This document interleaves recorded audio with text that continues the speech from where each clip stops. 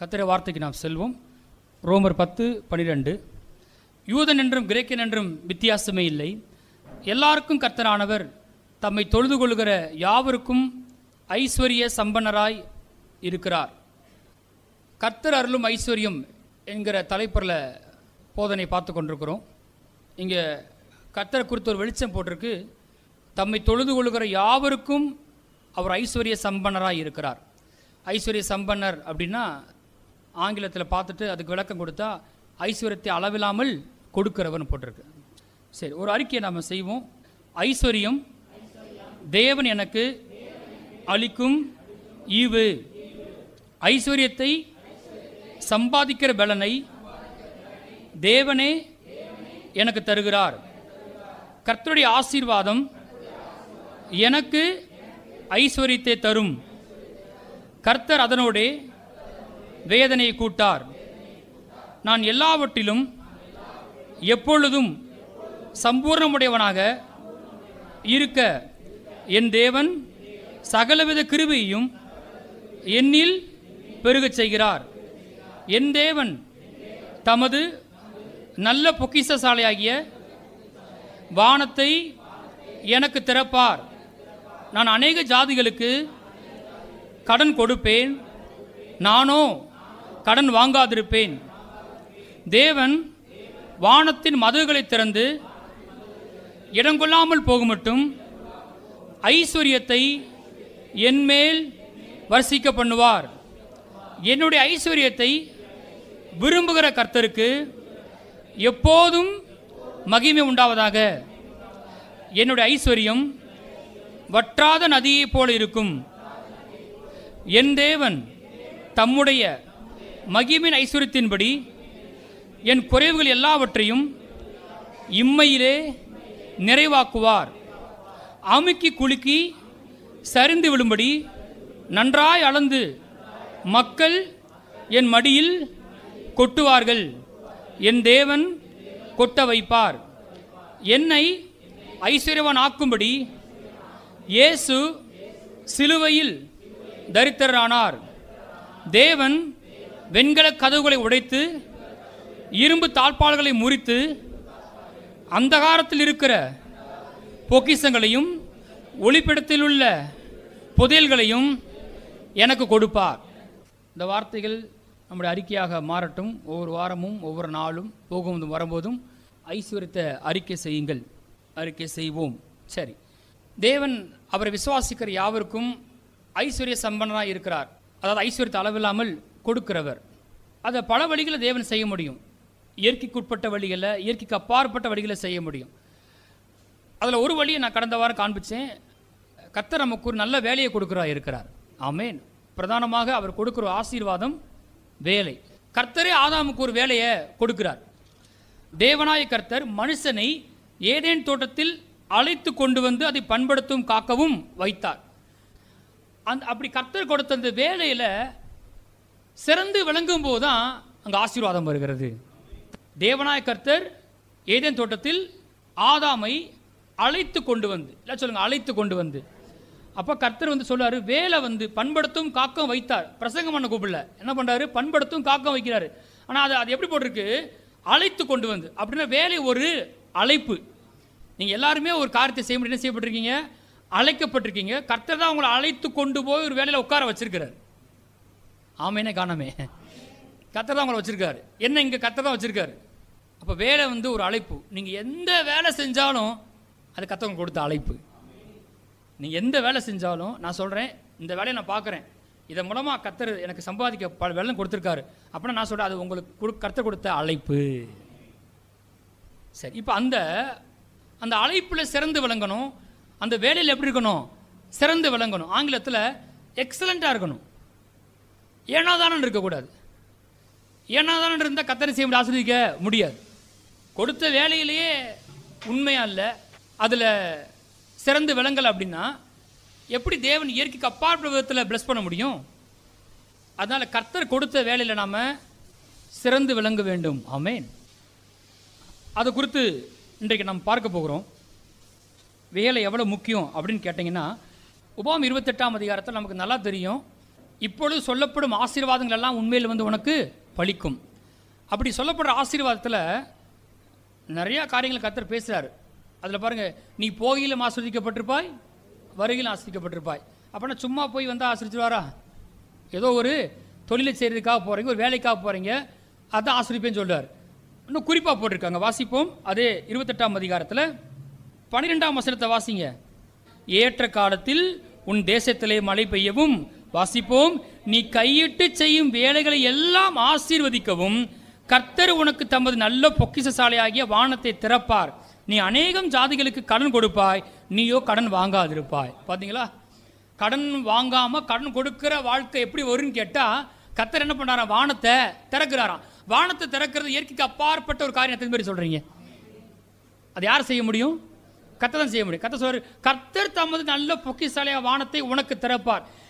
எப்படி திறப்பாருன்னு கேட்டால், நீ கையிட்டு செய்யும் வேலைகளை எல்லாம் ஆசீர்வதிக்கும்படிக்கு. ஆசீர்வதிங்க, ஆசீர்வதிங்க, ஆசீர்வதிங்க. என்னப்பா பண்ணுற? நான் கொடுத்த வேலையில் எப்படி ஒர்க் பண்ணுற? சிறந்து விளங்குறியா? நான் கொடுத்த அழைப்பை நல்லா பண்ணுறியா? அதன் மீது தான் வானத்தை திறந்து ஆசீர்வாதத்தை வரிசைக்க பண்ணுறார். அதை சரியாக பண்ணிட்டாலே நீங்கள் கடன் கொடுக்குறாளா மாறிடுவீங்க அப்படின்னு போட்டிருக்கு. ரொம்பலாம் வந்து மிராக்கிள் மணிலாம் ஓட வேண்டியதில்லை. சாதாரணமாக நீங்கள் கொஞ்சம் சிந்திச்சு பாருங்கள். கர்த்தர் கொடுத்த வேலையில் நான் சிறந்து விளங்குனாலே அதன் மீது கர்த்தர் ஆசீர்வாதம் வரும்போது, இங்கே வேதத்தில் போட்டிருக்குது, நீயோ அநேக ஜாதிகளுக்கு கடன் கொடுப்பாய், நீயோ கடன் வாங்காதிருப்பாய். எப்படின்னு கேட்டால் வேதமே அப்படி தான் போட்டிருக்கு. நீ கையிட்டு செய்யும் வேலைகளெல்லாம் ஆசீர்வதிக்கும்படிக்கு. அப்போ நான் கையிட்டு செய்கிற அந்த வேலை ரொம்ப முக்கியம். அதில் எப்படி சிறந்து விளங்குவது என்று பார்க்க போகிறோம். போங்க, தானியேல் 6ஆம் அதிகாரம். தானியேல் 6ஆம் அதிகாரத்தில் 1ஆம் வசனத்திலிருந்து வாசிப்போம். ராஜ்யம் முழுவதையும் ஆளும்படிக்கு தன் ராஜ்யத்தின் மேல் 120 தேசாதிபதிகளையும். எத்தனை தேசாதிபதி? 120 கவர்னர்ஸை அப்பாயின்மெண்ட் பண்ணுறான். யார்? தரியு ராஜா. தேசம் முழுவதும் 120 பேர். அப்புறம் போட்டிருக்கு தொடர்ந்து, ராஜாவுக்கு நஷ்டம் வராதபடிக்கு அந்த தேசாதிபதிகள் கணக்கு ஒப்புவிக்கிறதுக்காக அவர்களுக்கு மேலாக 3 பிரதானிகளையும் ஏற்படுத்துவது தரியுவுக்கு நலம் என்று கண்டது. மொத்தம் 120 பேர். அவனே ரொம்ப பெரிய ஆள்கள் தான், கவர்னர்ஸு. அவங்களுக்கு மேலே எத்தனை பேர்? கரெக்டாக சொல்கிறீங்க, கவனிக்கிறீங்க, 3 பேர். அந்த 3 பேரில் ஒருத்தன் யார்? தானியேல். அங்கே போட்டிருக்கு, இவர்களில் தானியேல் ஒருவனாக இருந்தான். நான் சொல்கிறேன், உங்கள் பிள்ளைகள் அப்படி இருப்பாங்க. ஆமேன். அப்படிப்பட்ட மேன்மையான பொசிஷனை கர்த்தர் வைப்பாராக. ஆமேன். இப்போ இதில் இன்னொன்று போட்டிருக்கு 3ஆம் வசனத்தில், இப்படி இருக்கையில் தானியேல் பிரதானிகளுக்கும் தேசாதிபதிகளுக்கும் மேற்பட்டவனாக இருந்தான். அந்த 3 பேரில் யார் பெரிய ஆளாக இருக்கான்? தானியேல் பெரிய ஆளாக இருக்கான்.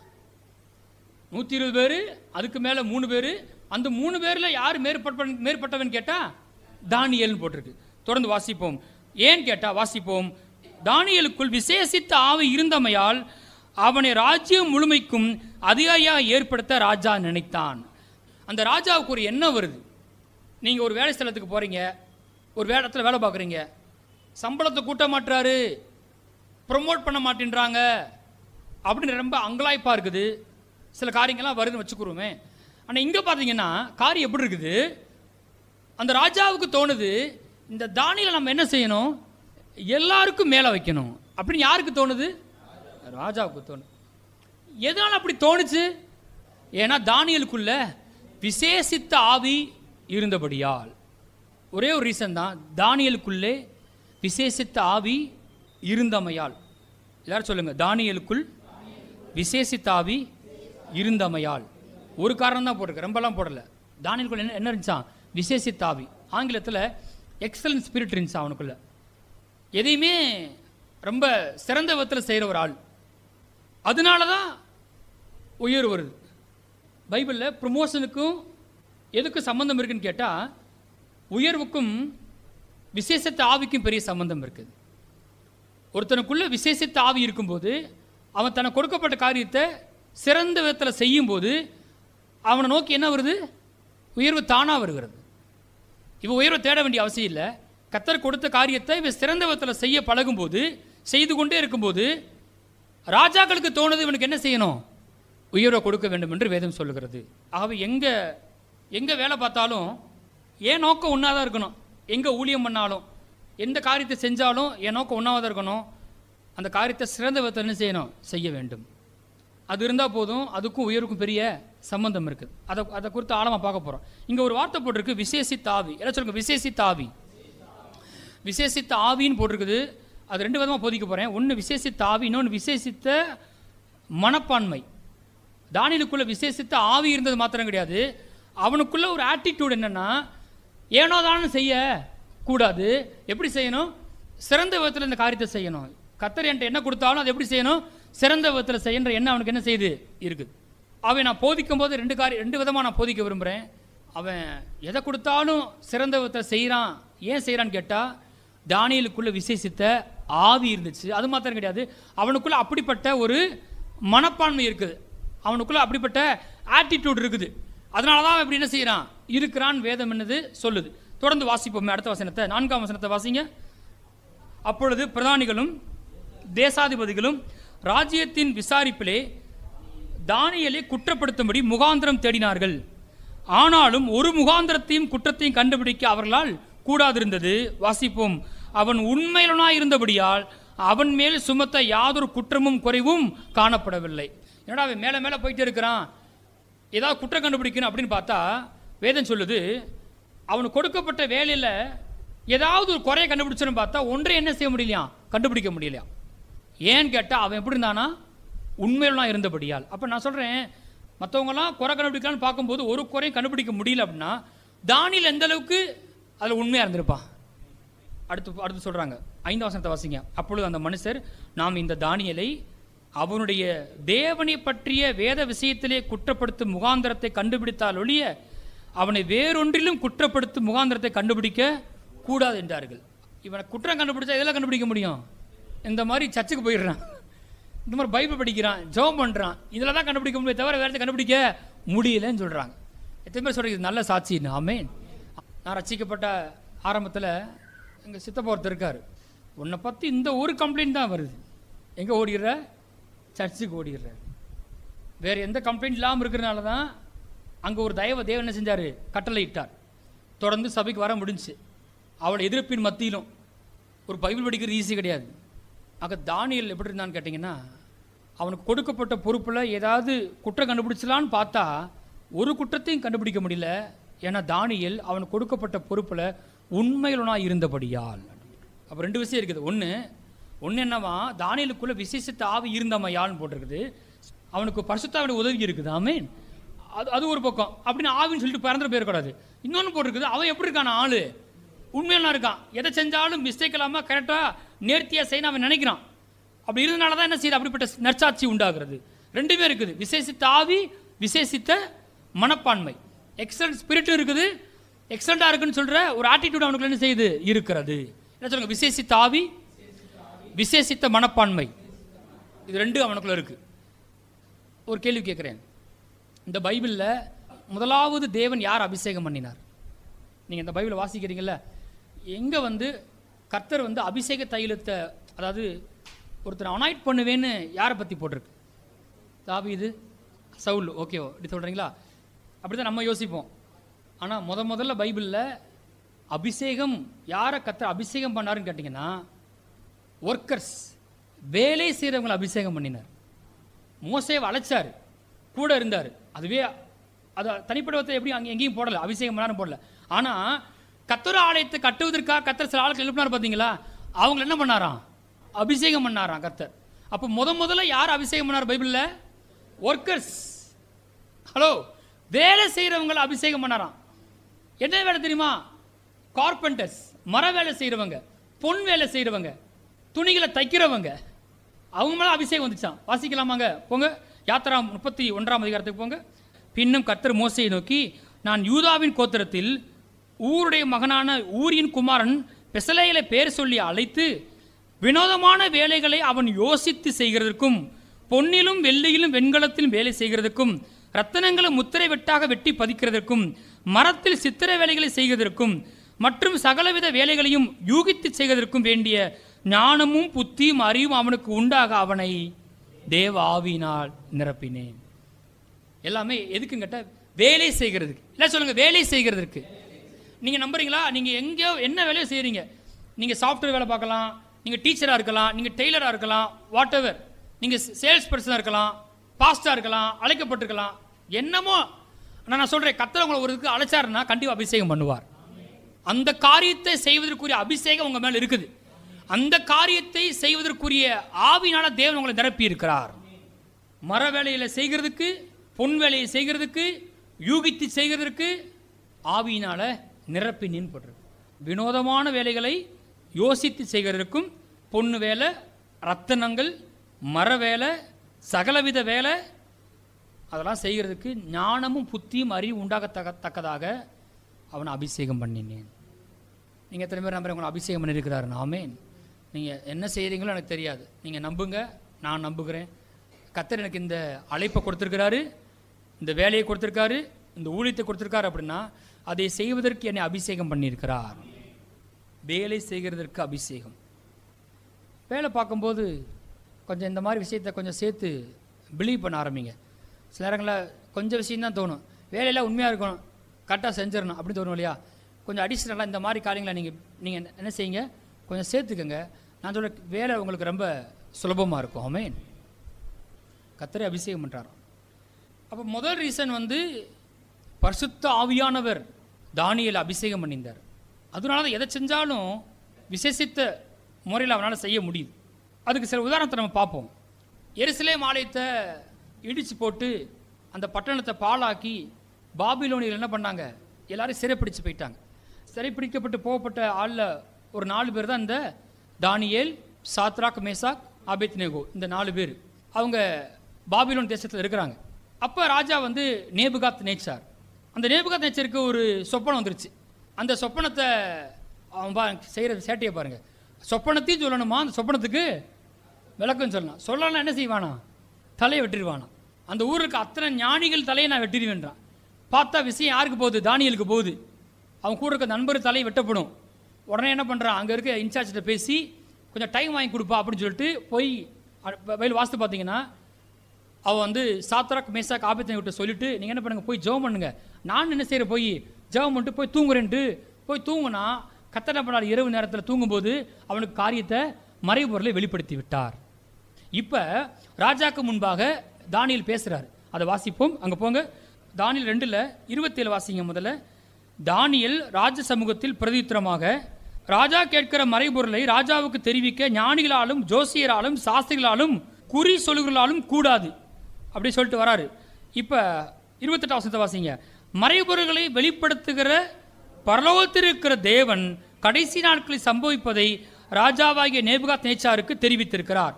அப்படி சொல்லும்போது ஒரு வார்த்தையை சொல்றார். வாசிங்க 30 வசனத்தை வாசிங்க. 30, உயிரோடு இருக்கிற எல்லாரையும் பார்க்கிலும் எனக்கு அதிக ஞானம் உண்டென்பதினாலே அல்ல, அர்த்தம் ராஜாவுக்கு தெரிய வரவும் உம்முடைய இருதயத்தின் நினைவுகள் நீர் அறியவும் இந்த மறைபொருள் எனக்கு வெளியாக்கப்பட்டது. போதும். இதுதான் ஒரு முக்கியமான ஒரு ஆட்டிடியூடு. வேலை பார்க்குறாரு, ஆனால் அவர் சொல்றாரு, எனக்கு இந்த மறைபொருளை தேவன் என்ன செஞ்சிட்டாரு, கவனிக்கிறீங்களா, வெளிப்படுத்திட்டாரு. ஆனால் அதை ராஜாக்கும்பா தெரியப்படுத்துறாரு. இதை யாராலும் வெளிப்படுத்த முடியல, கண்டுபிடிக்க முடியல. தேவன் யாருக்கு வெளிப்படுத்திருக்கிறாரு, தானியேலுக்கு வெளிப்படுத்திருக்காரு. ஆனால் தானியேல் வாயிலிருந்து ஒரு வார்த்தை வருது, ரொம்ப ஆழமான காரியம். நான் சொல்கிறேன், இந்த மாதிரி நம்பினா விசேஷித்த ஆவி உங்கள் வாழ்க்கையில் வெளிப்படும்.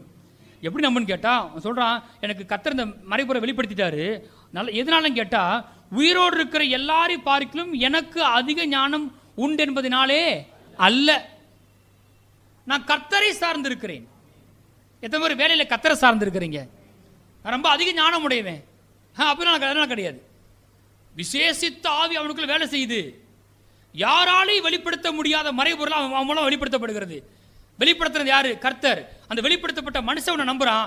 நான் ரொம்ப ஞானின்றனால அது என்ன செய்யப்பட எனக்கு வெளிப்படுத்தப்படவில்லை. நான் கர்த்தரை சார்ந்து. எத்தனை பேர் கர்த்தரை சார்ந்திருக்கிறீங்க?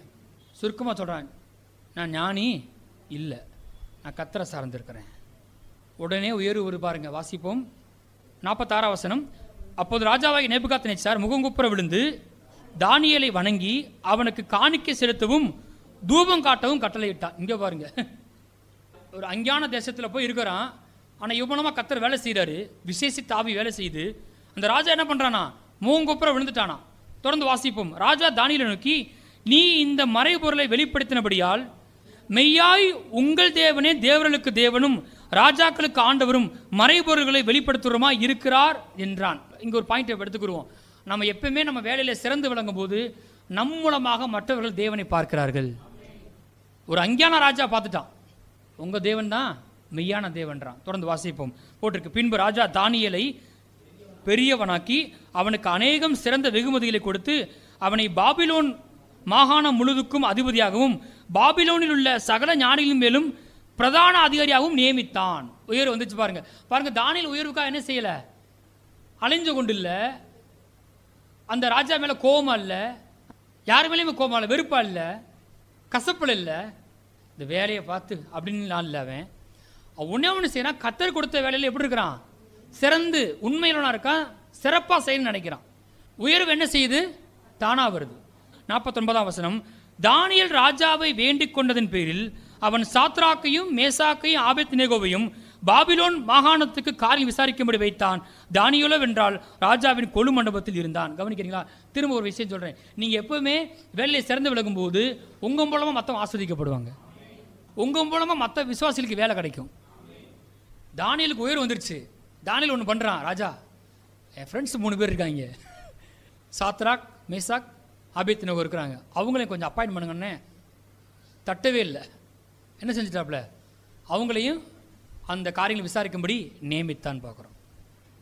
கர்த்தர் எனக்கு கொடுத்த வேலையில் நான் சிறந்து விளங்கும் போது, அந்த காரியத்தை நான் உண்மையாக செய்யும்போது என் மூலமாக மற்றவர்கள் கர்த்தரை அறிந்து கொள்கிறாங்க. நீங்கள் கேட்கலாம், பாஸ்டர் ஒரு பெரிய அரசாங்கத்தை வேலை பார்க்குறான் தானியேல், நான் அப்படி பெரிய வேலையெல்லாம் பார்க்கல அப்படின்னு கேட்டிங்கன்னா கொஞ்சம் யோசித்து பாருங்கள். இந்த நாகமான் சம்பவத்தை எத்தனை பேர் வாசிச்சிருக்கிறீங்க? அந்த நாகமானுக்கு எலிசா இருக்காருன்னு சொன்னது யார்? ஒரு பணிப்பெண். அந்த பணிப்பெண் எங்கேருந்து வந்தவ? இவங்க அடிமையாக கொண்டு வந்த ஒரு பெண்ணு. எங்கே இருக்கிறா? இப்போ அரண்மனையில் இருக்கிறா. ஆனால் அரண்மனையில் இருக்கும்போது கண்டிப்பாக என்ன செஞ்சிருப்பா, ரொம்ப உண்மையாக இருந்திருப்பா. அதனால தான் அந்த ராஜாத்தி என்ன பண்ணுறா, நாகமானுடைய மனைவி அந்த சிறு பெண்ணை கூடையே வச்சிருக்கிறா. ஆனால் அந்த அந்த அந்த சிறு பெண் மூலமாக, அந்த வேலை செய்கிற பொண்ணு மூலமாக படைத்தளபதியே ரட்சிக்கப்பட்டான். ஆமென். அவன் கர்த்தரை அறிந்து கொண்டான், தேவ மனசை சந்திக்க வாய்ப்பு உண்டாச்சு. அப்போ நம்ம என்ன பண்ணுறோன்றது முக்கியம் இல்லை, எங்கே இருந்தாலும் கர்த்தர் நம்ம பயன்படுத்துவார். எங்கே இருந்தாலும் கொடுக்கப்பட்ட வேலையை அதை நம்ம உண்மையாக செய்யும்போது எப்படியோ நம்ம மூலமாக மற்றவங்க கர்த்தரை அறிந்து கொள்வாங்க. அடுத்து பார்த்தீங்கன்னா நேபுகாத்நேச்சார் போயிட்டார். அடுத்த ராஜா பேர் என்னது? பெல்சாத்சார். அவன் என்ன பண்ணுறான், ஒரு பாட்சி, அந்த பாட்டியில் குடிச்சிட்டு பேசாமல் தூங்கியிருக்கலாம். என்ன பண்ணி விட்டான், தேவனுடைய ஆலயத்தோட பொக்கிஷங்கள் எடுத்துகிட்டு வந்து அந்த அந்த கிண்ணங்கள் அந்த பனிமுட்டுலாம் கொண்டு வந்து அதில் திராட்சை ஊற்றி குடிக்க ஆரம்பிச்சிட்டான். உடனே ஒரு கை விரல் உறுப்பு தோன்றி செவத்தில் என்ன செய்யுது, அந்த உறுப்பு காரியத்தை எழுதுது. அதை பார்த்தோன்னே கலங்கி போயிட்டான். அவனுக்கு என்ன செய்யறதுன்னு தெரியல. கரெக்டாக நீங்கள் பார்த்தீங்கன்னா பெல்சாத்சார் அவனுடைய மனைவி ராஜாத்தி சொல்லுவா, ராஜா நீங்கள் என்ன செய்யாத, கலங்காத, இந்த சொப்பனங்களை விளக்குறதுக்கு ஒருத்தர் என்ன செய்கிறான் இருக்கிறான்னு சொல்லுவா. வாசிக்கலாம். அதை தானியேல் 5ஆம் அதிகாரத்தில் 11ஆம் வசனத்தை வாசிங்க. உம்முடைய ராஜ்யத்திலே ஒரு புருஷன் இருக்கிறான், அவனுக்குள் பரிசுத்த தேவருடைய ஆவி இருக்கிறது. அவனுக்கு நிறைய தேவர்களான தேவர்கள்னு போட்டாங்க, ஆனால் பரிசுத்த தேவனுடைய ஆவி. தொடர்ந்து வாசிப்போம். அவனுக்குள் பரிசுத்த தேவனுடைய ஆவி இருக்கிறது. உம்முடைய பிதாவின் நாட்களில் வெளிச்சமும் விவேகமும் தேவர்களின் ஞானத்துக்கு ஒத்த ஞானம் அவனத்தில் காணப்பட்டது. ஆகையால் உம்முடைய பிதாவாகிய நேபுகாத்நேச்சார் என்னும் ராஜாவானவர் அவனை சாஸ்திரிகளுக்கும் ஜோசியருக்கும் கல்தேயருக்கும் குறி சொல்லுகிறவர்களுக்கும் அதிபதியாக வைத்தார். பாருங்க, சரியான நேரத்தில் இப்போ ஒரு வசனம் சொல்கிறேன். சிறந்த விளங்குற என்னன்னு கேட்டால், தன் வேலையில் ஜாக்கிரதையுடன் நீ கண்டால் அவன் நீசருக்கு முன்பாக நிற்காமல் ராஜாக்களுக்கு முன்பாக வந்திருப்பான். எப்படிங்க உயர்றது அப்படின்னு நம்ம போட்டி போட வேண்டியதில்லை. தனக்கு கொடுக்கப்பட்ட வேலையில் அவன் ஜாக்கிரதையாக இருக்கும்போது, சிறந்து விளங்கும் போது அவனை குறித்து மற்றவங்க என்ன பண்ணுறாங்க, ராஜா கிட்ட சொல்கிறாங்க. எங்கேயோ யாரோ உங்களை பற்றி சொல்லிட்டு இருக்கிறாங்க. தானியேல் எங்கேயோ இருக்கிறாருங்க, பாட்சிக்கு வரல. ஆனால் அந்த ராஜாவுடைய மனைவி ராஜாத்தி சொல்கிறா, கலங்காத, ஒரு புருஷன் இருக்கிறான் தானியேல், அவன் நேபுகாத்நேச்சார் உங்கள் அப்பா காலத்திலேயே காரியங்கள் என்ன செஞ்சான் விளக்கனா, ஏன்னா அவனுக்குள்ள தேவனுடைய ஆவி இருக்கிறது. பெல்சாத்சார் கூப்பிட்டு அவன் சொல்கிறா பாருங்க, வாசிப்போம். 14ஆம் வசனம். உனக்குள்ளே தேவர்களின் ஆவி உண்டென்றும் வெளிச்சமும் புத்தியும் விசேஷித்த ஞானமும் உன்னிடத்தில் காணப்படுதென்றும் உன்னை குறித்து கேள்விப்பட்டேன். உங்களை பற்றி யாரோ சொல்ல வேண்டிய ஆள்கிட்ட சொல்லிக்கிட்டு இருக்கிறாங்க. அவங்க அந்த வேலை இல்லாமல் இருக்காங்க, அவங்களுக்கு அந்த வேலையை கொடுங்க, அவங்களுக்கு அதை கொடுங்க, அவங்களுக்கு அதை செய்யுங்க. எப்படியோ கத்தனை செய்கிறாரு, செய்வார். ஏன் வேலை என்னது? தானியேல் ஒன்றுமே அழட்டிக்கல, அவர் பாட்டு அவர் வேலையை பார்த்துட்டு இருக்கார். அவருக்காக வேலை நடந்துக்கிட்டு இருக்கு. உங்களுக்கு தெரியும் அந்த சம்பவத்தில், அந்த சொப்பன அந்த சுவற்றில் எழுதப்பட்ட அந்த வார்த்தைக்கு விளக்கத்தை கொடுக்கிறார். மேனே மேனே தெக்கேல் உப்பார்சின், தராசிலே நிற்கப்பட்டு குறை காணப்பட்டாயின்னு வரும். உன் ராஜ்யம் போயிடும்னு சொன்ன உடனே அன்றைக்கி நைட்டே போயிடும். உடனே கோவப்பட்டு தானியேல் தலையை என்ன செய்யலை, வெட்டலை. என்ன செஞ்சான்னு வாசிக்கலாமா? அதே அதிகாரத்தில் வாசிங்க. அப்பொழுது பெல்சாத்சார் தானியேலுக்கு இரத்தாம்பரத்தையும் அவனுடைய கழுத்தில் பொற்சரப்பணியையும் தரிப்பிக்கவும் ராஜ்யத்திலே அவன் 3ஆம் அதிகாரியாக இருப்பவன் என்று அவனை குறித்து பறை முறையிடவும் கட்டளையிட்டான். உயர்வு எப்படி வருது பாருங்க. எனக்கும் பொருந்தும், உங்களுக்கும் பொருந்தும், எல்லாருக்கும் பொருந்தும். கர்த்தர் எனக்கு என்ன கொடுத்தாரோ அதை நான் சிறந்த விதத்தில் செய்ய வேண்டும். அதை செஞ்சுக்கிட்டே இருந்தோம்னா தானாக உயர்வு என்ன செய்யும், உங்களை தேடி வரும். ஒரு வசனம் இருக்கு இல்லையா, கிழக்கிலும் மேற்கிலும் வனாங்கிற திசையிலும் இருந்து ஜெயம் வராது, ஜெயமோ கர்த்தரால் வரும். அது சரியான மொழிபெயர்ப்பு. ஜெயம் கிடையாது, ப்ரமோஷன். கிழக்கிலும் மேற்கிலும் எந்த திசையை நீ நாடாதுன்னு சொல்ல வருது. அதான் சொல்ல வருது. கிழக்கு ஓடு, கிழக்கு பக்கம் ஓடு, மேற்கு பக்கம் அப்படி சொல்ல வரல. வனாந்திர திசை அதெல்லாம் போகாத. ப்ரமோஷன் எங்கேருந்து வருது? கர்த்தரத்திலிருந்து வருது. அப்போ நான் என்ன சொல்கிறேன், நீங்கள் இருக்கிற இடத்துல சிறந்து விளங்கினாலே உயர்வு வந்துடும். நீங்கள் இந்த தானியேல் புஸ்தகத்தை வாசித்து பார்த்தீங்கன்னா 4 ராஜாக்கள் இருப்பாங்க. ஒன்று நேபுகாத் நேச்சார், அதுக்கப்புறம் பெல்சாத்சார், அதுக்கப்புறம் மேதியனாகிய தரியு, அதுக்கப்புறம் பெர்சியனாகிய கோரேஸ். இந்த தானியேல் புஸ்தகத்தில் வர ராஜாக்கள் இவங்கெல்லாம். அந்த நேபுகாத் நேச்சாரும் பெல்சாத்சாரும் வந்து பாபிலோனை சேர்ந்தவங்க. அவங்கள மேற்கொண்டு யார் வருவா? மேதியன் வருவான். அதுக்கப்புறம் யார் வருவா? பெர்சியன் கிங் கோரேஸ் வருவார். பைபிளில் போட்டிருக்கு, இந்த எல்லா ராஜாக்களுடைய காலகட்டத்திலும் தானியேலின் காரியம் ஜெயமா இருந்தது. ராஜாக்கள் மாறிட்டே வர்றாங்க, ஆனால் தானியேல் காரியம் எப்படி இருக்குது? ஜெயமாவே இருக்குது. பேட்டர்ன் மாறவே இல்லை. ஐயோ இந்த வேலையிருந்து அந்த வேலைக்கு போயிட்டேன், இந்த ராஜா இந்த முதல்ல மாறிட்டாரு, அதெல்லாம் பெரிய கவலைப்படாதீங்க, உங்கள் காரியம் ஜெயமா இருக்கும். உங்கள் காரியம் ஜெயமா இருக்கும். விஷயம் என்னன்னு கேட்டால், நேபுகாத் நேச்சர் ரொம்ப எனக்கு பிரியமான ஆள். ஐயோ அவரை விட்டு போகிறமே. ஐயோ தரியு ராஜா, கோரேஸு, இல்லை இல்லை இல்லை, எல்லா ராஜாக்களின் காலகட்டங்களிலும் தானியேலின் காரியமோ ஜெயமாக இருந்தது. எந்த தலை மாறினாலும் உங்கள் காரியம் ஜெயமாக இருக்கும் இயேசு நாமத்தினால். சில பேருக்கு என்ன யார் இருந்தாலும் காரியம் மாற மாட்டேங்குது, அப்படி ஆகி போயிடுச்சு. என்னடா அது அப்படின்னா என்னமோ இல்லைன்னு அர்த்தம். அதான் நான் சொல்கிறேன், உயர்வுக்கும் தனக்கு தேவன் கொடுத்த வேலையில் சிறந்து விளங்குறதுக்கும் பெரிய சம்பந்தம் இருக்கிறது. அது செஞ்சால் போதும், கண்டிப்பாக உயர்வு உங்களை தேடி வந்து கொண்டு இருக்கிறது. யார் மேலே நம்ம கசப்பு கொள்ள வேண்டிய அவசியம் கிடையாது. வேலையும் கசந்து கொள்ள வேண்டியதில்லை. இந்த வேலையை நீங்கள் செய்யுங்க, ஆண்டவர் உங்களுக்கு நல்ல வேலையை தரப்போகிறார். ஆமென். இளைப்பாறான வேலையை தருவார். வேர்வை இல்லாத வேலையை உங்களுக்கு கத்த தரப்போகிறார். ஆமென். இந்த தானியேல் லைஃப்பில் ஏன் இப்படி ஒரு விசேஷித்த ஆவி வாழ்க்கையில் கிரியை செஞ்சிச்சு? ஏன்னா யாருக்குமே வெளிப்படுத்தாத காரியத்தை கத்த வெளிப்படுத்துறார். நீங்கள் உங்கள் வேலை ஸ்தலத்தில் சொல்யூஷன் ப்ரொவைடராக இருப்பீங்க. ஆமென். பிரச்சனை வரும், ஆனால் அந்த பிரச்சனைக்கு பதிலாக கத்த உங்கள் மூலமாக தான் கொடுப்பார். சில நேரங்களில் பிரச்சனை ரொம்ப நல்லா கண்டுபிடிச்சிக்கோங்க. ஆஹா இது எதுக்கு வந்துருக்கு கேட்டால், நம்ம மூலமாக தான் சொல்யூஷனை கத்தர் தரப்போகிறாரு, நமக்கு ஒரு உயிர் வரப்போகிறது. எந்த ஞானிகளாலும் ஜோசியராலும் வெளிப்படுத்த முடியாத காரியங்களை கர்த்தர் வந்து தானியேலுக்கு வெளிப்படுத்தினார். அவனுக்குள்ள விசேஷித்த ஆவி இருந்தமையால். மறுபடியும் சொல்லுங்க, தானியேலுக்குள் விசேஷித்த ஆவி இருந்தமையால். அதை மட்டும்தான் ஃபோக்கஸ் பண்ணுது வேதம் வந்து. ஏன் அப்படின்னு கேட்டால், ஒரு 3 காரியத்தை சொல்லிவிட்டு அதுக்கப்புறம் ப்ராக்டிக்கலாக சில விஷயத்தை பார்த்துட்டு முடிக்க போகிறோம். முதல்ல ஏன் 3 காரியத்தில் முதலாவது காரியத்தை வாசிங்க. தானியேல் 1ஆம் அதிகாரம் 8ஆம் வசனத்தை வாசிப்போம். தானியேல் 1:8. தானியேல் ராஜாவின் போஜனத்தினாலும் அவர் பானம் பண்ணும் திராட்சரசத்தினாலும் தன்னை தீட்டுப்படுத்தல் ஆகாததென்று தன் இருதயத்தில் தீர்மானம் பண்ணி கொண்டு தன்னை தீட்டுப்படுத்தாதபடி பிரதானிகளின் தலைவனிடத்தில் வேண்டிக் கொண்டான். எருசலேமை விட்டு அடிமையாக வேறு தேசத்துக்கு கொண்டு போய் வைக்கப்பட்டிருக்கிறான். தானியேல் ஒரு அடிமை. இன்னொன்று சொல்லவா, அந்த எபிரேய வாலிப அடையாளத்தை இவங்க மாற்றிட்டாங்க, அவங்க பேரையே மாற்றிட்டாங்க. நம்ம வந்து தானியல்னு சொல்கிறோம் இல்லையா, அது வந்து எபிரேய பேர். சாத்ராக் மேசாக் ஆபேத்நேகோன்னு சொல்கிறேன், அது வந்து எபிரேய பேர் கிடையாது. அது என்னது? பாபிலோன் பேர். எபிரேய பேர் வந்து தானியேல், அனனியா, மீசாவேல், அசரியா. இதான் 4 பேர். இந்த பேரை இவங்க என்ன பண்ணிப்பான்? மாற்றிட்டானுங்க, பேரையே மாற்றிட்டானுங்க. பேரை மாற்றி பாபிலோன் மாகாணம்னா என்ன, இதில் முறைமை என்ன, எப்படி செய்யணும் எப்படி செய்யக்கூடாது, அவங்க லாங்குவேஜ் எல்லாத்தையும் கற்றுக் கொடுத்துட்டாங்க. அடையாளத்தையே மாற்றியாச்சு, வேற ஊருக்கு போயாச்சு. ஆனால் அந்த நேரத்தில் கூட அவன் உள்ள ஆள் என்ன செய்யலை, மாற. நான் ஒரு எபிரேயன், நான் ஒரு கர்த்தருடைய பிள்ளை.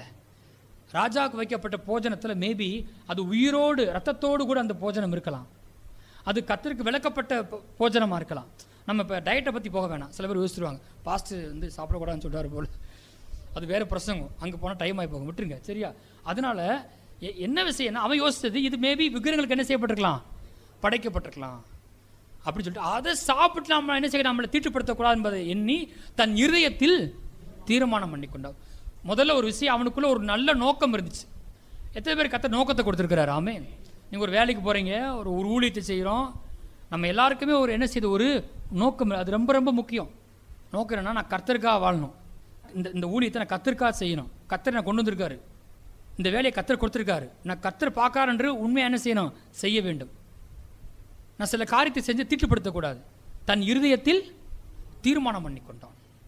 தீர்மானம் பண்ணி கொண்டான்னா, தானியேல் போய் கேட்குறான், பிரதானிகளின் தலைநடத்தில் போய் கேட்குறான், எங்களுக்கு தயவு காட்டும், 10 நாள் எங்களை டெஸ்ட் பண்ணி பாரும், எங்களுக்கு புசிக்கிறதுக்கு பருப்பு முதலான மரக்கறிகளை தாரும் அப்படின்னு சொன்னோடனே பாருங்கள், இவங்க நேச்சுரலாக ஒரு விஷயத்தை இவங்க செய்யும்போது கர்த்தர் சூப்பர் நேச்சுரல் ஒரு காரியத்தை செய்கிறவராக இருக்கிறார். 15ஆம் வசனத்தை வாசிங்க. 10 நாள் சென்ற பின்பு ராஜபோஜனத்தை புசித்த எல்லா வாலிபரை பார்க்கிலும் அவர்கள் முகம் களையுள்ளதாயும் சரீரம் புஷ்டுள்ளதாயும் காணப்பட்டது. இப்போ அடுத்து போட்டிருக்கு 17 வாசிங்க. இந்த 4 வாலிபருக்கும் தேவன் சகல எழுத்திலும் ஞானத்திலும் அறிவியும் சாமர்த்தியத்தையும் கொடுத்தார். தானியேலை சகல தரிசனங்களையும் சொப்பனங்களையும் அறியத்தக்க அறிவுள்ளவன் ஆக்கினார். நீங்கள் எத்தனை பேர் உங்கள் வேலை சேர்த்த கத்தவங்க அப்படி செய்வார் நம்புறீங்க? என்னமோ எனக்கு ஒன்று செய்யணுங்க, எனக்கு அதான் சொல்ல வரேன். நீங்கள் சாஃப்ட்வேரில் வேலை பார்க்கலாம், நீங்கள் டெய்லரிங் பண்ணலாம், நீங்கள் சேல்ஸ் பண்ணலாம், பிரசங்கம் பண்ணலாம், வாட் எவர். எல்லாருக்கும் அந்தந்த இடத்துல கர்த்தர், நான் சொல்கிறேன், அறியத்தக்க அறிவுள்ளவன் ஆக்குவார். அறியத்தக்க அறிவுள்ளவன் ஆக்கினார் அப்படின்னா, நீங்கள் ஒரு வேலையை கொடுத்தா இது எப்படி செய்யணும், இது இந்த விதத்தில் செஞ்சால் சிறப்பாக இருக்கும் அப்படின்னு கர்த்தர் பார்க்க வைக்கிறார். ஆமே, அது ஒரு படம் கிடைக்கிது, அவங்களுக்கு ஒரு பிக்சர் கிடைக்கிது, அவங்களால பார்க்க முடியுது, எக்ஸலண்ட்டாக வருது ரிசல்ட் வந்து. அந்த மாதிரி கர்த்தர் ஆக்குவார். எத்தனை பேர் நம்புறீங்க? அப்படி ஆக்குனாதான், அப்போனா தான் வித்தியாசம் வரும். இன்றைக்கி நிறைய பேர் வேலையில் துரத்திக்கிட்டு இருக்கிறாங்க. வேலை கிடைக்கிறது பெரிய விஷயம், அந்த வேலையில் உயர்வு வருது அதை விட பெரிய விஷயம். அப்படிப்பட்ட நேரங்களில் சிறந்து விளங்க வேண்டும். ஆமே, எங்கே போனாலும் சிறந்து விளங்கினா தான். இல்லைன்னா என்ன பண்ணிடுவோம், நம்மளை தூக்கி போட்டுருவாங்க. ரீப்ளேஸ் பண்ணப்படக்கூடாத விதத்தில் கத்துறவங்கள வைப்பார். ஆமே, தானியேலை தூக்கவே முடியாது இவங்களால. ராஜா மாறிட்டே இருக்கிறான், ஆனால் தானியேல் செய்ய முடியல, தூக்கவே முடியல. ஒரு வேலை போனால் கூட பரவாயில்ல, இந்த தன்மை, இந்த மனப்பான்மை இருந்தால் கர்த்தர் நல்ல வேலையை கட்டளையிடுவார், நல்ல தொழிலை கொடுப்பார். ஆமென், காரியத்தை மாற்றி போடுவார்.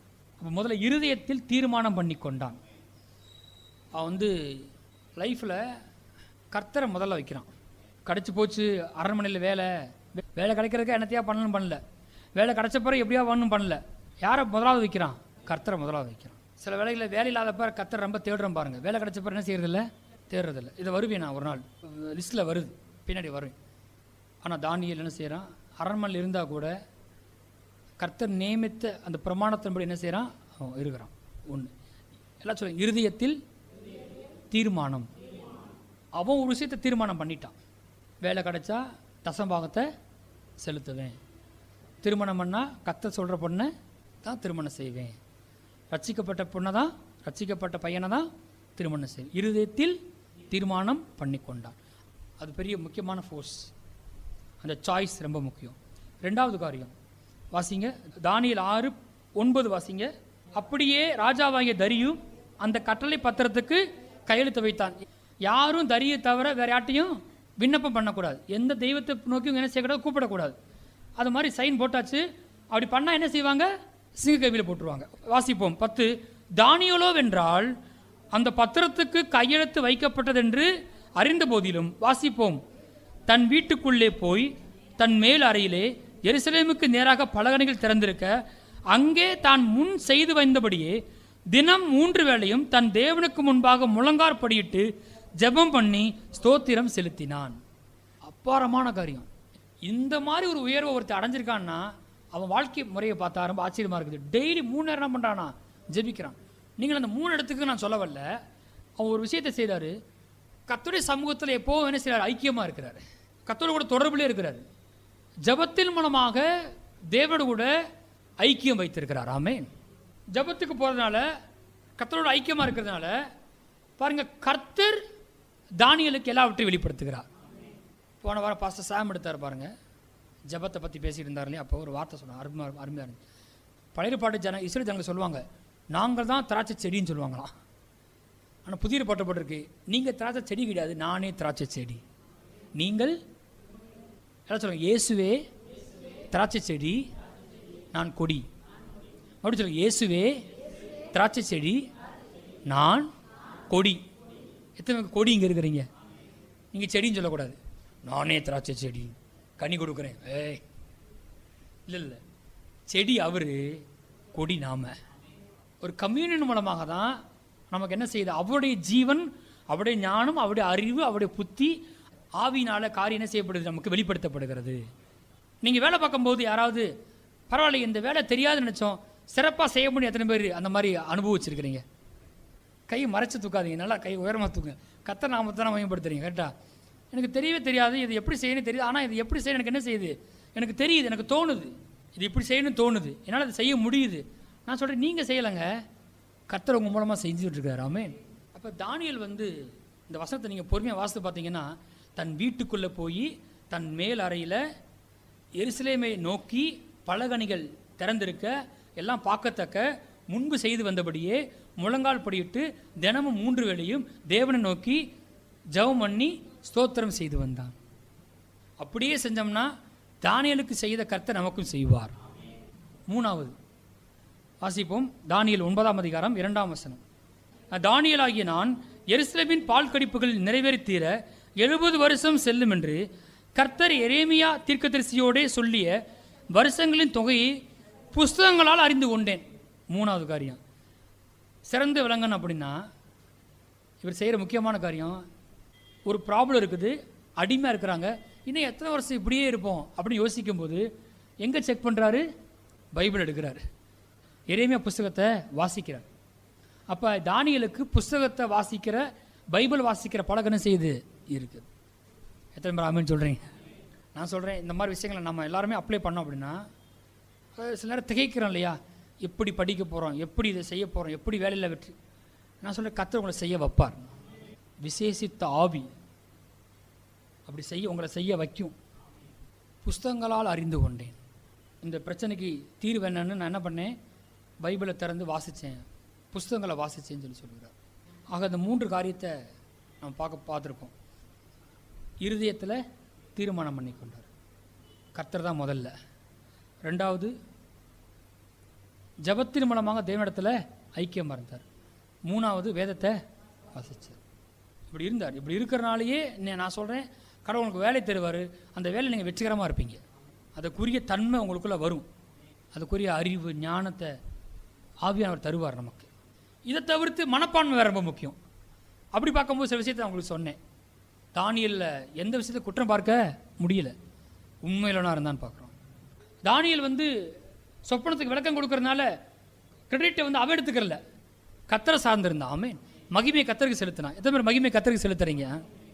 ஆண்ட்ரூ மக்குன்ற பிரசங்கர் அடிக்கடி சொல்லுவார், உங்களால் முடிஞ்சதை தான் நீங்கள் செஞ்சீங்க அப்படின்னா உங்கள் மூலமாக தேவன் என்ன செய்யலை? வெளிப்படலை. உங்களால் முடிஞ்சதை தான் நீங்கள் செஞ்சீங்கன்னா இன்னும் உங்கள் மூலமாக தேவன் என்ன செய்யலை? வேலை செய்யறது. எப்போ நீங்கள் உங்களால் முடியாத ஒன்று, என் பலனுக்கு அப்பாற்பட்ட ஒன்றை நான் செய்கிறேன், என் வாழ்க்கையில் நடக்குதுன்னு நீங்கள் சொல்கிறீங்களோ அப்போ தான் தேவன் வேலை செய்யலான்னு அர்த்தம். நான் இல்லை, இது உங்கள் வாயிலேருந்து வார்த்தை வரும், நான் இல்லை. இந்த கெய்த் மூர்ன்ற பிரசங்கர் இருக்கார் பாருங்கள், அவர் ரொம்ப எக்ஸலண்ட் ப்ரீச்சர். அவர் சின்ன வயசுலேருந்தே அவருக்கு பேச்சு திறமை இருக்கான் பாருங்கள். மைக்கை பிடிச்சி பேசினா பேசிடுவாராம். அவர் ஹெனத் கெயின் கீழே இருந்தவர். கெய்த் மூருக்கு பிரசங்கம் பண்ண வந்த உடனே ஊழியக்காரன் அழைக்கப்பட்ட பிறகு அவருக்குள்ள ஒரு எண்ணம், பெருமை இல்லை, ஆனால் அவருக்கு என்னென்னா, ஆண்டவரே நன்மையான எந்த இதுவும் பூர்ணமான எந்த வரமும் பரத்தில் உண்டாகி உம்மிடத்தில் தான் வருகிறது என்பதை எனக்கு என்ன செய்யுங்க? விளக்கி காட்டுங்க அப்படின்னு சொல்லி ஜெபம் பண்ணாராம். அவர் பெருமையான இல்லை, பட் எனக்கு விளக்கி காட்டுங்க அப்படின்னு சொன்னாராம். ஒரு நாள் போய் பிரசங்கம் பண்ணாராம் பாருங்கள். 3 நாள் அதுக்கு முன்னாடி வரைக்கும் ஹீலிங் ஸ்கூல் எடுத்திருக்காரு, பிரசங்கம் பண்ணியிருக்காரு, பல பிரசங்கம் பண்ணியிருக்காரு. ஆனால் இதை சொல்லி ஜெபம் பண்ணிட்டு போய் நின்ன பிறகு 3 நாள் என்ன செய்ய முடியலையா? பாட்டும் பாட முடியலையா, பிரசங்கமும் பண்ண முடியலையா, ஒரு வார்த்தை வரலையா வாயிலிருந்து. எல்லாமே மறந்து போச்சான், ஞாபகத்துக்கு வர மாட்டேன்ட்டு தான். அப்போ சொன்னாரான், கர்த்தாவே நான் அல்ல நீர். அந்த எபிலிட்டியை கொடுத்தது யார்? நீங்கள் தான். டேக் இட் ஃபார் கிராண்டட் எடுத்துக்கிட்டேன், ஏதோ எனக்கு இருக்கிறதுனால நானாக சம்பாதிச்சு நினச்சிக்கிட்டேன். இல்லை, நாளில் கர்த்தாவே நீங்கள் கொடுத்தது. எத்தனை பேர் ஆமென் சொல்கிறீங்க? ஆனால் ஆண்ட்ரூ சொல்கிறாரு, ஆண்ட்ரூ மக்கு சொல்கிறாரு, எனக்கு அந்த பிரச்சனைலாம் கிடையாது, எனக்கு பேசவும் தெரியாது, ஒன்றும் தெரியாது, நான் அப்படி ஆள் தான், ஆனால் எனக்கு அது ரொம்ப ஈஸியாக போச்சு, எனக்கு அந்த பிரச்சனை இல்லை. ஆண்ட்ரூ சொல்கிறார், எனக்கு பேசவே தெரியாது, ஆனால் இன்றைக்கி 3.5 கோடி மக்கள் ஒவ்வொரு நாளும் என் செய்தி கேட்டுக்கொண்டிருக்கிறாங்கன்றார். அவருடைய புத்தகங்கள் உலகமெங்கும் போயிருக்கு, அவருடைய பைபிள் காலேஜ் உலகமெங்கும் இருக்குது, அவர் மூலம் ஆஸ்வதிக்கப்பட்ட பிரசங்கியார்கள் ஏராளம். நான் சொல்லுவேன், எனக்கு பேசக்கூட தெரியாது. அவங்க அம்மாட்ட போய் சொன்னாராம், அம்மா இப்படிப்பட்ட காரியங்கள்லாம் ஊழியத்தில் நடக்குது அப்படின்னு சொன்ன உடனே அவங்க அம்மா சொன்னாங்களாம், Andrew it is not you அப்படின்னு சொன்னாங்களாம். எஸ், அது நீ கிடையாது தெரியுமா அப்படின்னு சொன்னாங்க. நான் சொல்கிறேன், நம்ம பிள்ளைகளை கர்த்தர் அப்படி ஆசீர்வதிப்பாராக. வேலை ஸ்தலத்தில் சிறந்து விளங்குவது எப்படி? இது வரைக்கும் கொஞ்சம் புரிஞ்சிருக்கும், இருந்தாலும் என்ன சிறந்து விளங்கணுங்க, சிறந்து விளங்குனா என்னன்னு சொல்லுங்கள் அப்படின்னு நீங்கள் கேட்டிங்கன்னா அதுக்கு பதிலாக வசனத்தை தான் வாசிப்பேன், அதிலே வசனத்திலே விளக்கம் இருக்கும். வாசிப்போம். கொலோசியர் 3ஆம் அதிகாரம் 22ஆம் வசனத்திலே வாசிங்க. வேலைக்காரரே, சரீரத்தின்படி உங்கள் எஜமான்களாக இருக்கிறவர்களுக்கு எல்லா காரியத்திலேயும் கீழ்ப்படிந்து நீங்கள் மனுஷருக்கு பிரியமாக இருக்க விரும்புவர்களாக பார்வைக்கு ஊழியம் செய்யாமல் தேவனுக்கு பயப்படுவர்களாக கபடமில்லாத இருதயத்தோடு ஊழியம் செய்யுங்கள். அப்போ சிறந்த விதத்தில் வேலை செய்யறதுனா என்னது? இதிலே போட்டிருக்கு, பார்வைக்கு ஊழியம் செய்யாமல் கர்த்தருக்கு பயப்படுறதோ இருதயத்தோடு என்ன செய்யணும்? ஊழியம் செய்யணும். வாசிப்போம், அங்கே போட்டிருக்கு, நீங்கள் கர்த்தராகிய கிறிஸ்துவை சேவிக்கிறதுனாலே சுதந்திரமாகிய பலனை கர்த்தராலே பெறுவீர்கள் என்று அறிந்து எதை செய்தாலும் அதை மனுஷர்களுக்கென்று செய்யாமல் கர்த்தருக்கென்றே மனப்பூர்வமாய் செய்யுங்கள். அப்போ எந்த வேலையை செஞ்சாலும் எப்படி செய்யணும்? மனப்பூர்வமாக செய்யணும். அதுக்கு பேர் தான் சிறந்து விளங்குவது. எக்ஸலண்ட்டாக செய்கிறதுனா என்னன்னு கேட்டால், யாரோ பார்க்குறாங்கன்றதுக்காக செய்கிறது கிடையாது, யாரும் பார்க்காத போதும் உண்மையாக இருப்பது. ஜாய்ஸ் மாரி சொல்லுவாங்க, எக்ஸலண்ட்டாக இருக்குன்னா என்னென்னா, doing what is right even nobody is வாட்சிங் யூ. எது சரியோ அதை யாரும் பார்க்காத போதும் கூட செய்கிறது. ஆமென். மனுஷருக்காக பார்வைக்கென்று செய்யாமல் கர்த்தருக்கென்று. எந்த வேலை செஞ்சாலும் சரி கர்த்தர் பார்க்குறாரு.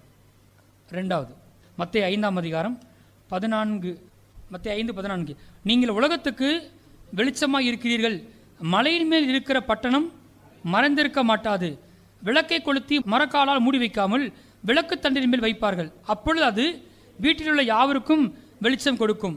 வாசிப்போம். இவ்விதமாய் மனுஷர் உங்கள் நற்கிரியைகளை கண்டு பரலோகத்தில் இருக்கிற உங்கள் பிதாவை மகிமைப்படுத்தும்படி உங்கள் வெளிச்சம் அவர்கள் முன்பாக பிரகாசிக்க கடவுது. அப்போ வேலையை கொடுத்த வேலையை சிறப்பான விதத்தில் செய்கிறது என்பது, தொழிலை சிறந்த விதத்தில் செய்வது என்பது, ஊழியத்தில் கொடுக்கப்பட்ட பொறுப்பையோ ஊழியத்தையோ சிறந்த விதத்தில் செய்வது என்பது அவங்க பார்க்கறது நாம் செய்கிற வேலை. ஆனால் அவங்க மகிமைப்படுத்துறது யாரை? பரலோகத்திற்கு உங்கள் பிதாவை மகிமைப்படுத்துகிறாங்களாம். எது மூலம்னு கேட்டால், சாதாரணமாக ஒரு வேலையை ஒழுங்காக செஞ்சாலே அது மூலமாக கர்த்தரை பார்க்குறாங்களாம். ஒரு வசனம் இருக்குது, எலும்பி பிரகாசி உன் ஒளி வந்தது. அந்த எப்படி எலும்பி பிரகாசிக்கிறதுன்னு கேட்டால், கொடுத்த வேலையில் ரொம்ப சிறந்த விதத்தில் செய்கிறது. அப்படின்னா நமக்குள்ளே இருக்க லைட் என்ன செய்யுது? வெளியே பிரகாசிக்குதுன்னு அர்த்தம். போங்க, எபேசியர் 6ஆம் அதிகாரம் 7-8 வசனம். அடிமையானவனானாலும் அடிமையாக இருந்தாலும் சுயாதீனம் உள்ளவனானாலும் அவனவன் செய்கிற நன்மையின்படியே கர்த்தரிடத்தில் பலன் அடைவான் என்று அறிந்து மனுஷருக்கென்று ஊழியம் செய்யாமல் கர்த்தருக்கென்றே நல் மனதோடே ஊழியம் செய்யுங்கள். அப்போ எப்பயுமே எந்த பொறுப்பையும் எந்த வேலையையும் யாருக்காக செய்யக்கூடாது? மனுஷன் பார்க்குறான் என்பதற்காக செய்யவே கூடாது, கர்த்தருக்காக செய்யணும். இன்றைக்கி அதுக்கு ஒரு ரிசல்ட் வராமல் இருந்தாலும் பரவாயில்ல, அதுக்கு ரிவார்டு வராமல் இருந்தாலும் பரவாயில்ல, அதுக்கு உங்களுக்கு யார் அப்ரிசியேஷன் கொடுக்காமல் இருந்தாலும் பரவாயில்ல, அதற்குரிய சம்பள உயர்வு வராமல் இருந்தாலும் பரவாயில்ல, ஆனால் கர்த்தர் தருவார் என்பதை அறிந்து மனுஷருக்கென்று செய்யாமல் கர்த்தருக்கென்றே செய்யுங்கள். போங்க, நீதிமொழி 22-29. தன் வேலையில் ஜாக்கிரதையாக இருக்கிறவனை நீ கண்டால் அவன் நீசருக்கு முன்பாக நில்லாமல் ராஜாக்களுக்கு முன்பாக இருப்பான். தன் வேலையில் ஜாக்கிரதை உள்ளவன். எல்லாம் சொல்லுங்க, தன் வேலையில் ஜாக்கிரதை உள்ளவன்.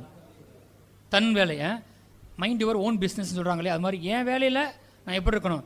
ஜாக்கிரதையாக இருக்கணும். ஜாக்கிரதையாக இருக்கிறது என்னென்னா, ரொம்ப கவனமாக செய்யணும். அதை சில மொழிபெயர்ப்பு எப்படி போடுறதுன்னு கேட்டிங்கன்னா, அவன் கொடுக்கப்பட்ட வேலையில் ரொம்ப ஸ்கில்ஃபுல்லாக இருக்கானா, ரொம்ப திறமையாக இருக்கானா அந்த வேலையை வந்து. உதாரணத்துக்கு பார்த்தீங்கன்னா, இந்த சவுலுக்கு பொல்லாதாவி பிடிக்கும்போது அதை வெட்டுறதுக்காக வாசிப்பதில் தேறினவனை தேடினாங்களாம். வெறும் வாசிக்கிறது கிடையாது, கொய்யான்னு இல்லை, வாசிக்கிறதுல எப்படி இருக்கணுமா தேறினாங்க. பிரதர் இருக்கிறாரு, அவர் கீபோர்டு வாசிக்க இங்கே வந்துட்டு டொங்கன்னு போட்டுக்கிட்டு இங்கே வந்து பழகுனாருன்னா ஸ்டேஜில் வந்து நீங்கள் என்ன செய்வீங்க? ஆனால் ஸ்கில்ஃபுல்லாக இருக்கிறனால தான் என்ன செய்ய முடியுது, போட முடியுது. ஸ்டேஜில் வந்து என்ன பண்ணுறாங்க, அதை ப்ரெசென்ட் பண்ணுறாங்க. வேலையில் ஜாக்கிரதையாக இருக்கிறது அப்படின்னா, நமக்கு தேவன் என்ன வேலையை கொடுத்தாரோ அதை ரொம்ப ஸ்கில்ஃபுல்லாக இருக்கிறது, ரொம்ப திறமையாக அதில் வளர்த்து கொண்டு செய்கிறது.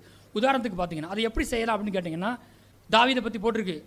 அவனை பற்றி சொல்கிறாங்க, அவன் காரிய சமர்த்தன், கர்த்தர் அவன் கூட இருக்கிறாரு, அவன் வாசிப்பதில் தேறினவன் அப்படின்றாங்க. எஸ்ரா பற்றி போட்டிருக்கு, அவன் கர்த்தருடைய வேதத்தில் தேறின வேதபாரகன்.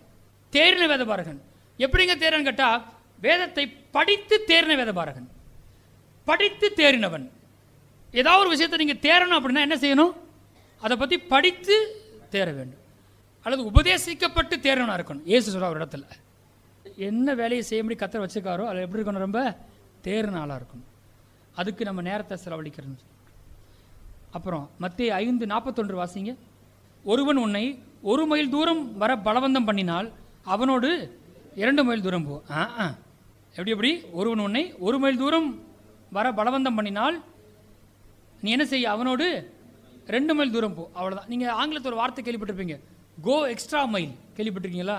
ஜென்ரலாக பேசுவாங்க, அது இதில் தான் வந்துச்சு, கத்துற வார்த்தையில் தான் வந்துச்சு. என்ன அப்படின்னா, எப்போவுமே எந்த பொறுப்பு எந்த வேலை செஞ்சாலும் எப்பயுமே எதிர்பார்ப்பை விட அதிகமாக கொடுக்கணும்.